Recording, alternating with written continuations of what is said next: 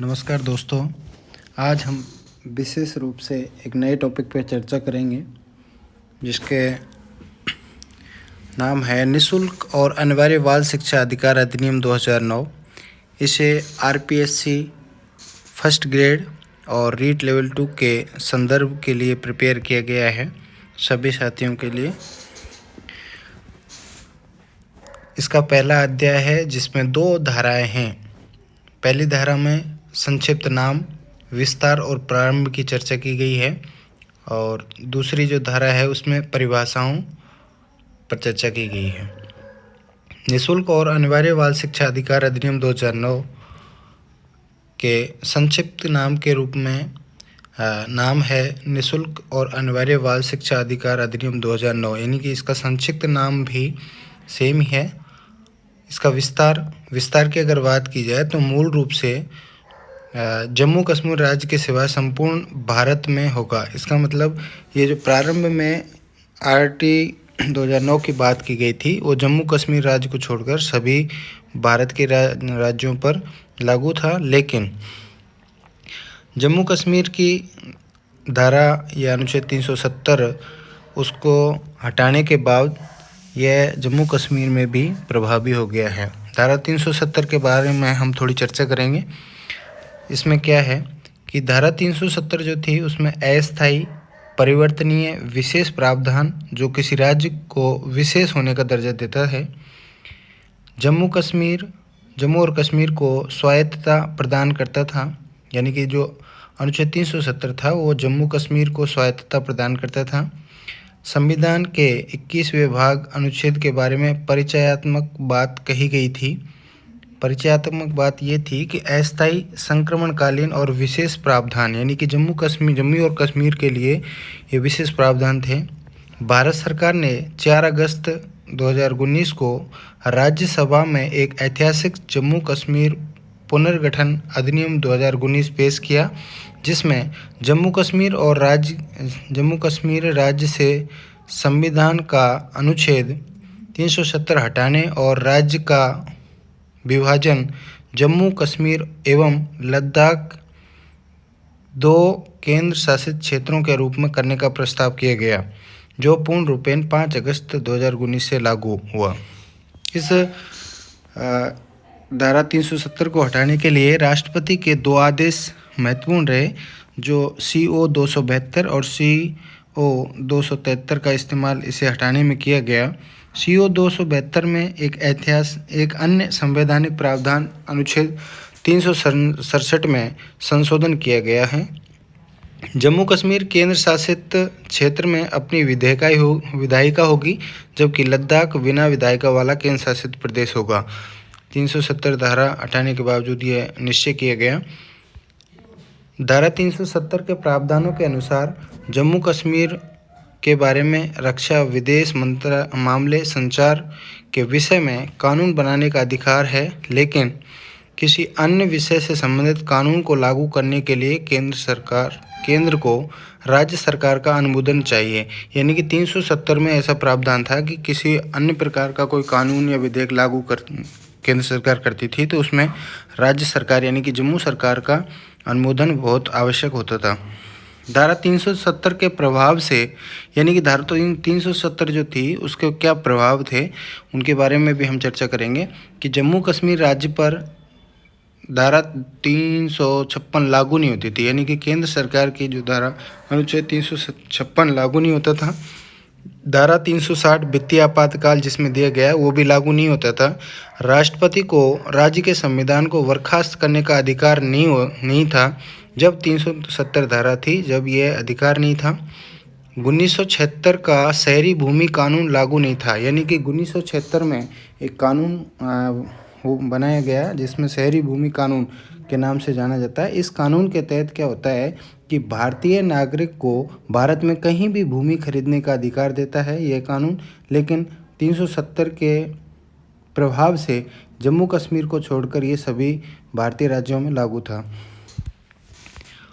धारा 370 भारत के संविधान का अंग है।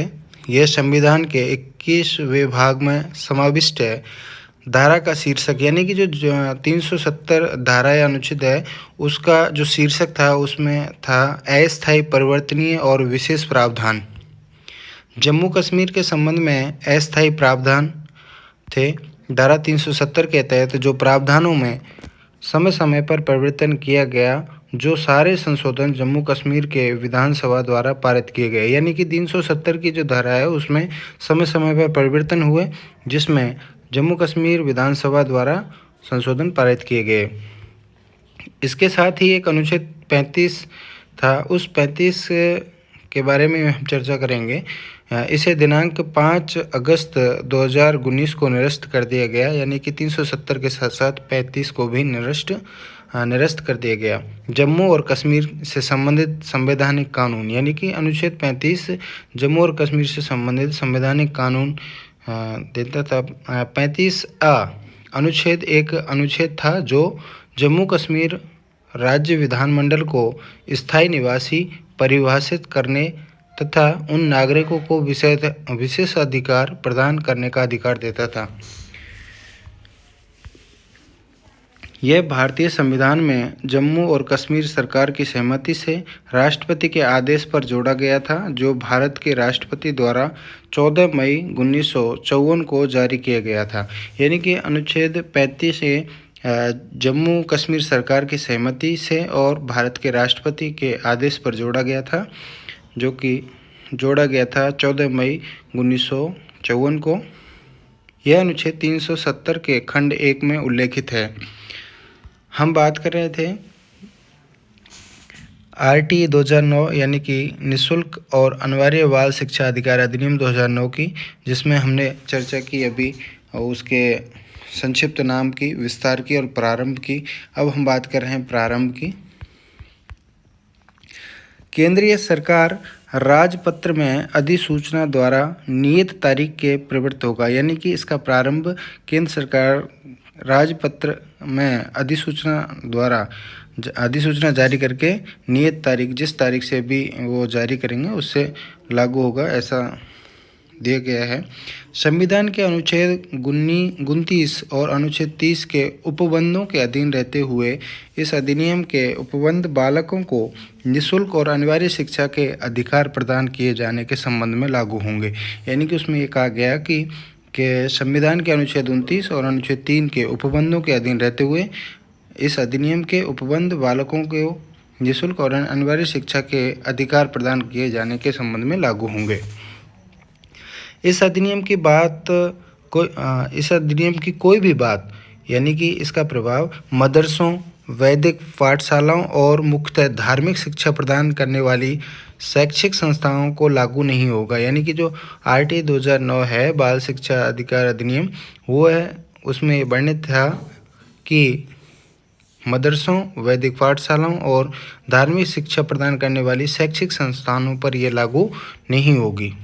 इसकी परिभाषाओं की अगर हम बात करें, इस अधिनियम में जब तक कि संदर्भ से अन्यथा अपेक्षित ना हो, समुचित सरकार से, यानी कि समुचित सरकार की अगर बात करें तो केंद्रीय सरकार या ऐसे संघ राज्य क्षेत्र के जिसमें कोई भी विधानमंडल नहीं है, प्रशासक द्वारा स्थापित है, उसके स्वामित्वाधीन, नियंत्रणाधीन किसी विद्यालय के संबंध में केंद्र सरकार उपखंड 1 में विनिर्दिष्ट विद्यालय से भिन्न, जैसे किसी राज्य क्षेत्र के भीतर स्थापित किसी विद्यालय के संबंध में राज्य सरकार, यानी कि राज्य सरकार किसी राज्य क्षेत्र के भीतर कोई स्थापित विद्यालय है उसके संबंध में राज्य सरकार जिम्मेदार है। विधानमंडल वाले किसी संघ राज्य क्षेत्र के भीतर स्थापित विद्यालय, यदि कोई विधानमंडल है और किसी संघ राज्य क्षेत्र के भीतर स्थापित विद्यालय के संबंध में संघ राज्य क्षेत्र की सरकार। अभिप्रेत की अगर बात करें, प्रति व्यक्ति फीस, यानी कि प्रति व्यक्ति फीस विद्यालय द्वारा अधिसूचित फीस से भिन्न किसी प्रकार का संदाय या अभिदाय अथवा संदाय अभिप्रेत है। बालक से 6 वर्ष से 14 वर्ष तक की आयु का कोई भी बालक बालिका अभिप्रेत है। कहने का मतलब, बालक की अगर बात करें तो इसमें 6 से 14 वर्ष तक की आयु वाले जो भी बालक बालिका हैं वो स्वीकृत हैं। अलावान्वित समूह का अलावान्वित समूह से तात्पर्य कोई निःशक्त बालक या अनुसूचित जाति, अनुसूचित जनजाति, सामाजिक रूप से और शैक्षिक रूप से पिछड़े वर्ग या सामाजिक, सांस्कृतिक, आर्थिक, भौगोलिक, भाषाई, लिंग या ऐसी अन्य बात के कारण जो समुचित सरकार द्वारा अधिसूचना द्वारा विनिर्दिष्ट किए जाएं, अलाभित ऐसे अन्य समूह का कोई भी बालक अभिप्रेत है यानी स्वीकृत है। दुर्बल वर्ग का बालक, दुर्बल वर्ग से तात्पर्य है ऐसे माता पिता या संरक्षक का बालक अभिप्रेत है, स्वीकृत है, जिसकी वार्षिक आय समुचित सरकार द्वारा अधिसूचना द्वारा विनिर्दिष्ट न्यूनतम सीमा से कम है। यानी कि कोई भी सरकार या समुचित सरकार अधिसूचना द्वारा कोई न्यूनतम वार्षिक आय रखती है, उससे कम अगर किसी की है तो वह दुर्बल वर्ग का बालक इसमें स्वीकृत है। निःशक्त बालक के अंतर्गत निम्नलिखित हैं। निःशक्त व्यक्ति समान अवसर अधिकार संरक्षण और पूर्ण भागीदारी अधिनियम 1995 का 1 की धारा 2 के खंड 6 में यथा परिभाषित निःशक्त कोई बालक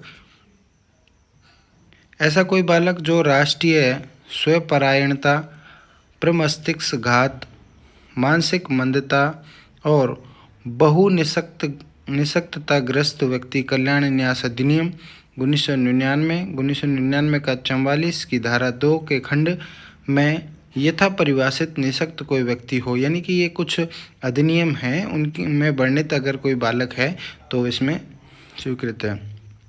राष्ट्रीय स्वपरायणता, प्रमस्तिष्कघात, मानव मंदता व बहुनिःशक्तताग्रस्त व्यक्ति कल्याण न्यास अधिनियम 1999 44 की धारा 2 के खंड में यथा परिभाषित गंभीर बहुनिःशक्तता से ग्रस्त कोई बालक।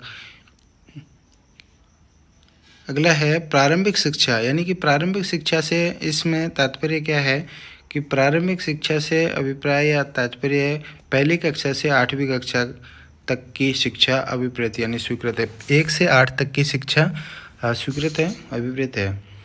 किसी बालक के संबंध में संरक्षक से ऐसा व्यक्ति अभिप्रेत है जिसकी देखरेख और अभिरक्षा में वह बालक है। उसके अंतर्गत कोई प्राकृतिक संरक्षक या किसी न्यायालय द्वारा किसी कानून द्वारा नियुक्त या घोषित संरक्षक भी हो सकता है। यानी कि किसी न्यायालय या प्राकृतिक रूप से कोई संरक्षक है तो वो उस न्यायालय द्वारा किसी कानून द्वारा नियुक्त या घोषित है तो वो भी उसमें संरक्षक हो सकता है। स्थानीय प्राधिकारी से कोई नगर निगम, नगर परिषद या जिला परिषद या नगर पंचायत या पंचायत चाहे जिस नाम से ज्ञात हो अभिप्रेत है और इसके अंतर्गत विद्यालय पर प्रशासनिक नियंत्रण रखने वाले किसी नगर, शहर, ग्राम में किसी स्थानीय प्राधिकारी के रूप में कार्य करने के लिए तत्समय प्रवृत्त किसी विधि द्वारा या उसके अधीन सशक्त ऐसा अन्य स्थानीय प्राधिकारी का निकाय भी हो सकता है। यह है राष्ट्रीय बाल अधिकार संरक्षण आयोग से बालक अधिकार संरक्षण आयोग अधिनियम 2005-2006 का 4 की धारा 3 के अधीन गठित राष्ट्रीय बालक अधिकार संरक्षण आयोग अभिप्रेत है। अधिसूचना से यहाँ तात्पर्य है कि राजपत्र में प्रकाशित अधिसूचना ही अभिप्रेषित है। यानी कि कोई अधिसूचना जारी की जाती है तो वो राजपत्र में प्रकाशित होने पर ही स्वीकृत है। माता पिता से किसी बालक का प्राकृतिक या सौतेला या दत्तक पिता माता पिता भी अभिप्रेत है। यानी कि कोई माता पिता या तो वो प्राकृतिक रूप से या वो सौतेले या दत्तक गोद ली है पिता पुत्र भी अभिप्रेत हैं। विहिप से इस अधिनियम के अधीन बनाए गए नियमों द्वारा विहिप अभिप्रेत है। अनुसूची से मतलब इस अधिनियम में उपाबद्ध अनुसूची अभिप्रेत है। यानी कि इस अधिनियम में जो भी उपाबद्ध अनुसूची हैं वह अभिप्रेत स्वीकृत हैं। विद्यालय से तात्पर्य है कि प्रारंभिक शिक्षा देने वाला कोई मान्यता प्राप्त विद्यालय अभिप्रेत है और इसके अंतर्गत निम्नलिखित भी हैं। यानी कि विद्यालयों में कौन कौन है वो उन पर अपन चर्चा करेंगे। समुचित सरकार या किसी स्थानीय प्राधिकारी द्वारा स्थापित उसके स्वामित्वाधीन या नियंत्रणाधीन कोई विद्यालय, यानी कि ऐसा कोई विद्यालय जो समुचित सरकार या किसी स्थानीय प्राधिकारी द्वारा स्थापित है, वो इस विद्यालय इसके अंतर्गत आएंगे। अगला, समुचित सरकार या स्थानीय प्राधिकारी से अपने संपूर्ण व्यय या उसके भाग की पूर्ति करने के लिए सहायता अनुदान प्राप्त करने वाला कोई भी सहायता प्राप्त विद्यालय भी इसके अंतर्गत आएगा। विनिर्दिष्ट प्रवर्ग का कोई विद्यालय और समुचित सरकार या स्थानीय प्राधिकारी से संपूर्ण व्यय उसके भाग की पूर्ति करने के लिए किसी प्रकार की कोई सहायता या अनुदान प्राप्त करने वाले कोई गैर सहायता प्राप्त विद्यालय, यानी कि कोई ऐसा विद्यालय जिसमें कोई समुच्चय सरकार या स्थानीय प्राधिकारी से अपने संपूर्ण व्यय या उसके कुछ भाग की पूर्ति के लिए किसी प्रकार की सहायता या अनुदान प्राप्त करने वाला हो सकता है। अन्वीक्षण प्रक्रिया, अन्वीक्षण प्रक्रिया से किसी अनिश्चित पद्धति से भिन्न दूसरों पर अभिमानता में किसी बालक के प्रवेश के लिए चयन की पद्धति अभिप्रेत है, स्वीकृत है। किसी विद्यालय के संबंध में विनिर्दिष्ट प्रवर्ग के से केंद्रीय विद्यालय, नवोदय विद्यालय, सैनिक विद्यालय के रूप में ज्ञात कोई विद्यालय, किसी सुभिन्न लक्षण वाला ऐसा अन्य विद्यालय अभिप्रेत है जिसे समुचित सरकार द्वारा, यानी कि समुचित सरकार द्वारा कोई समुचित सरकार द्वारा किसी विद्यालय के संदर्भ में विनिर्दिष्ट प्रवर्ग से, जैसे केंद्रीय विद्यालय है, नवोदय विद्यालय है, सैनिक विद्यालयों के रूप में कोई विद्यालय है, तो सुभिन्न लक्षण वाला कोई ऐसा कोई अन्य विद्यालय है, वो भी अभिप्रेत है। अधिसूचना द्वारा विनिर्दिष्ट किया जाए, यानी कि राज्य बालक अधिकार संरक्षण आयोग से बालक अधिकार संरक्षण आयोग अधिनियम 2005/6 का 4 की धारा 3 के अधीन गठित राज्य बालक अधिकार संरक्षण आयोग अभिप्रेत है, स्वीकृत है। तो साथियों, आज हमने निःशुल्क बाल शिक्षा अधिकार अधिनियम 2009 के तहत आज उसके पहला अध्याय हमने इस वीडियो के माध्यम से देखा है। इसके नेक्स्ट अध्याय, जिसका नाम है निःशुल्क और अनिवार्य शिक्षा का अधिकार, इस पर हम कल चर्चा करेंगे।